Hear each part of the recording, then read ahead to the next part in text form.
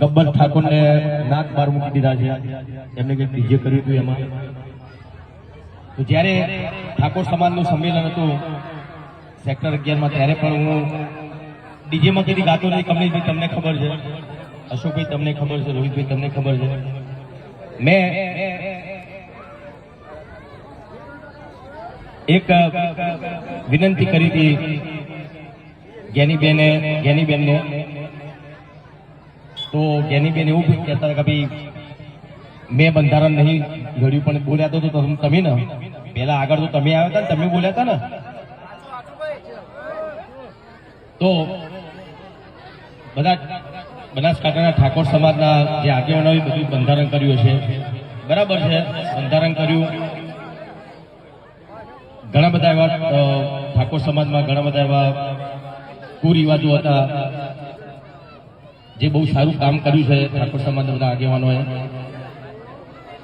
પણ એના લીધે ડીજેના જે કલાકારો હતા બનાસકાંઠામાં બિચારા ઘેર બેસી ગયા.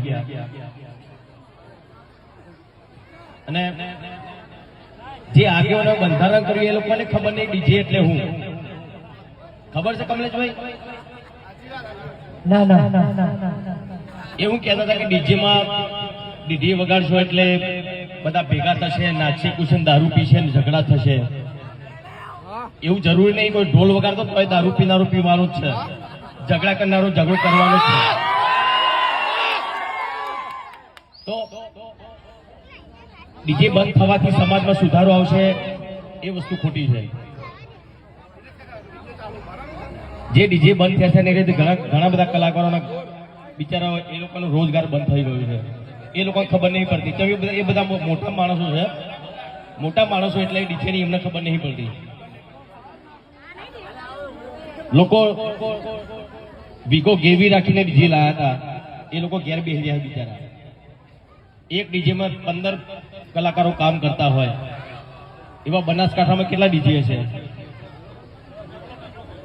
તો એક ડીજેમાં 15 કલાકારો કામ કરતા હોય તો કેટલા કલાકારો બિચારા ત્યાં બે ઘર એમને કમાણી બધી બંધ થઈ ગઈ એમની. તો ચલો કઈ વાંધો નહીં, તમે ડીજે બંધ કરાવી દો.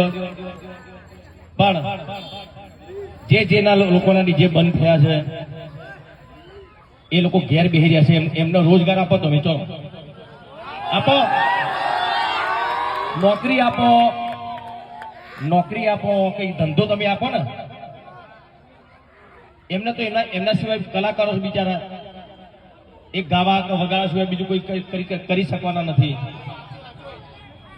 તો જે આગેવાનોએ જે બંધારણ કર્યું છે એમને ખાલી એટલી જ વિનંતી કે જે કલાકાર ઘેર બેસી રહ્યા છે એમને કઈ રોજગાર મળે એવું તમે કરજો, બરાબર ને? આપણા બાજુ ડીજે બંધ નહીં થવાનું. અને કોઈ બંધ કરાવવા આવો તો મને